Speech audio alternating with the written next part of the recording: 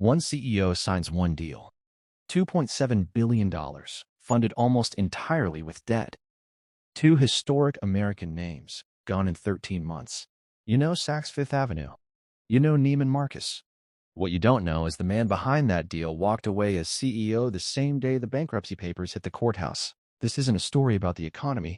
It's about one signature that buried 159 years of retail history. Walk into a Saks Fifth Avenue in late 2025, and something's off before you even reach the register. The racks are half empty. Spots on the shelves where new arrivals used to be piled up are just bare. That's brands refusing to ship inventory because Saks stopped paying them by January 14, 2026. The company owes vendors millions, misses a bond payment, and files Chapter 11 in a Houston courtroom. Two department store chains that made it through the Great Depression, two world wars, and the death of the American mall, down in about 13 months. It starts with one man's ego and one deal nobody made him sign. Saks opened its first store in Washington, D.C. in 1867. Neiman Marcus opened in Dallas in 1907, started by a brother, a sister, and her husband, who, as the story goes, turned down a chance to invest in some sugary soda company called Coca-Cola instead. You've probably walked past one of these stores in a mall. Maybe your mom bought a coat there once and made it sound like a big deal. For over a century, both names meant the same thing. You'd made it if you shopped there. Then, in December 2024, one decision changed all of that. Did you ever walk past a Saks or a Neiman Marcus growing up and just know it wasn't for people like you? Yet, Neiman Marcus was already damaged goods before this deal even happened. Back in 2005, private equity firms Texas Pacific Group and Warburg Pincus bought the company for $5.1 billion and loaded it with debt at 12 times its annual earnings. That's the kind of debt load that turns a healthy business into a company just trying to outlast its own balance sheet. Neiman Marcus dragged that debt around for 15 years. It even filed its own bankruptcy in 2020 during COVID and clawed back out. So by 2024, you've got Saks, run by real estate mogul and executive chairman Richard Baker, looking at a retailer that had just spent 2 decades getting crushed by leverage. And Baker's move? Buy it. $2.7 billion, almost entirely funded with new debt, stacked on top of debt that was already there. You'd think a guy who built his career in real estate and retail would see where this goes. Instead, in July 2024, Saks announces the acquisition. Amazon puts in $475 million. Salesforce chips in too. By December 2024, the deal closes and a new company is born, Saks Global. Baker calls it an exciting time in luxury retail. He talks about unlocking significant value.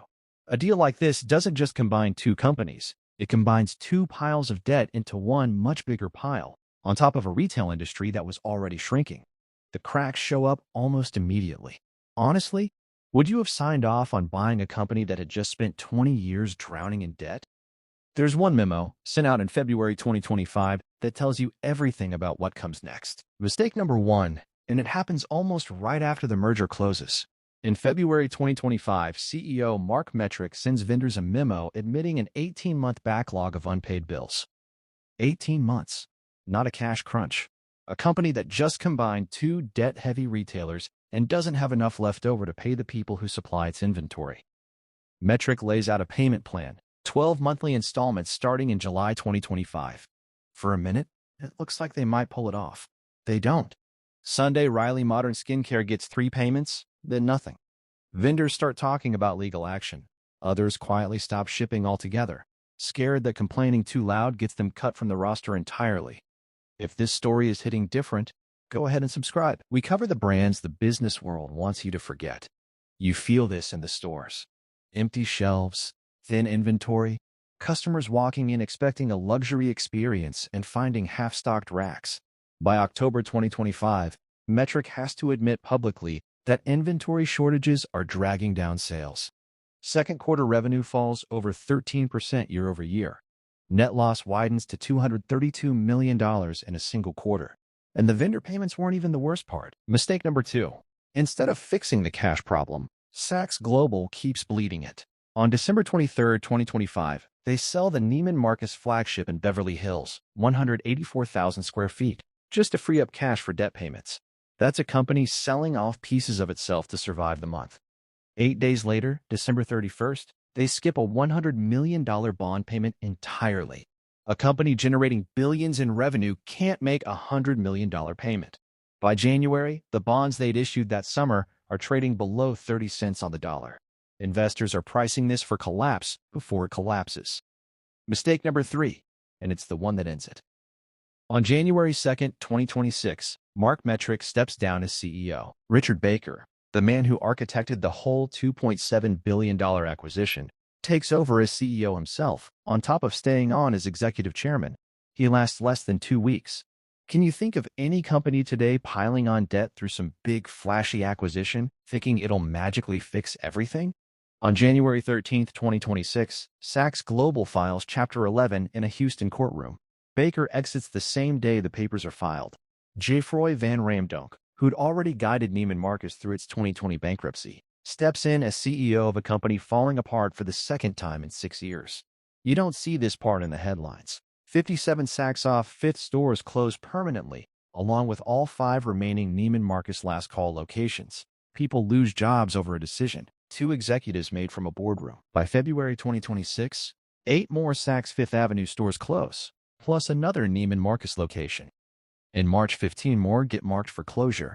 City by city, 159 years of retail history gets stripped down to whatever survives. How would you feel if a store your family trusted for decades just quietly disappeared because of a decision you had no say in? By June 2026, Saks Global claws out of bankruptcy. Nearly 5 months in court, fewer than half its original stores left. Debt cut by roughly 75%. And they don't even keep the name. The company rebrands as Exemplar Luxury Group, like it's trying to erase the last 2 years from memory. What actually killed this company isn't complicated. It wasn't Amazon. It wasn't a recession. It wasn't some disaster nobody saw coming. One executive combined 2 debt-loaded companies, bet that scale would fix a problem scale never fixes, and walked away right as it fell apart. More size doesn't cancel out more debt. It just means a bigger collapse when the bill comes due. And this one had survived the Great Depression, 2 world wars, and a pandemic. What it didn't survive was one man's signature on one deal. If this showed you how greed actually destroys companies from the inside, hit like and subscribe. We're documenting the brands that had everything and threw it away. Next time you walk past an empty storefront, you'll know exactly how it got there. Want to see this exact playbook somewhere else? Private equity, crushing debt, a name that used to mean something? Go watch Craftsman Survived Everything, except its own CEO. Same story, different name on the door.